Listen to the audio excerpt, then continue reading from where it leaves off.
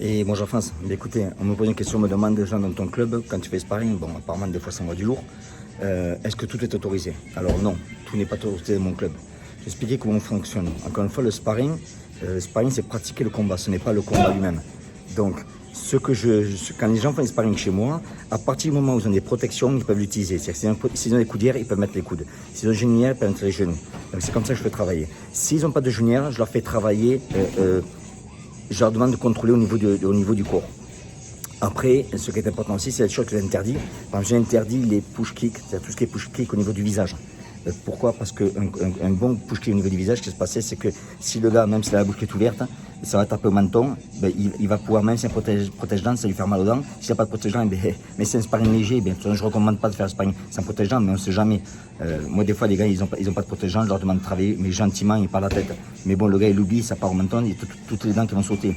De plus, quand tu fais un coup de pied à la tête au niveau du genou, au niveau du coude. Ah putain, j'ai oublié en français quoi. Au niveau du menton, ben, tu as le cou qui part en arrière, ce qui fait que ça peut faire dommage au niveau du cou.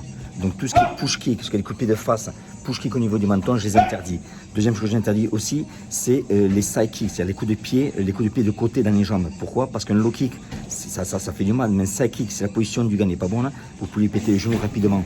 Donc tout ce qui est side kick, chez moi, c'est interdit. Une autre chose que j'interdis, c'est ce qu'on appelle les back fists, les coups de poing retournés.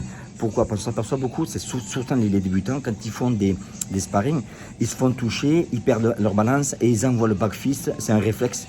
Et le point du back fist, c'est un coup de poing quand même qui prend vachement d'envergure, qui est hyper efficace, parce qu'il va très vite. Donc si vous touchez le gars, vous allez le démonter, vous pouvez lui faire très très mal.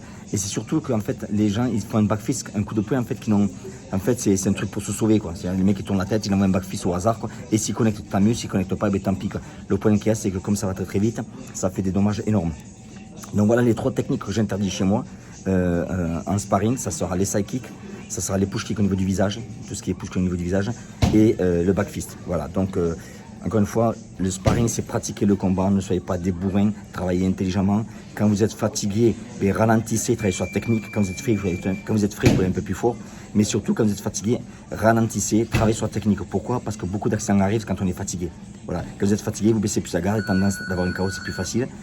Donc on va se faire compter plus facilement. Donc je vous conseille encore une fois, c'est que quand vous êtes fatigué, focussez sur la technique. Quand vous entraînez, faites des séances d'entraînement, c'est pareil. Dès que vous êtes fatigué, au lieu d'essayer de travailler comme un bourrin, ralentissez, travaillez sur la technique. Allez, ciao.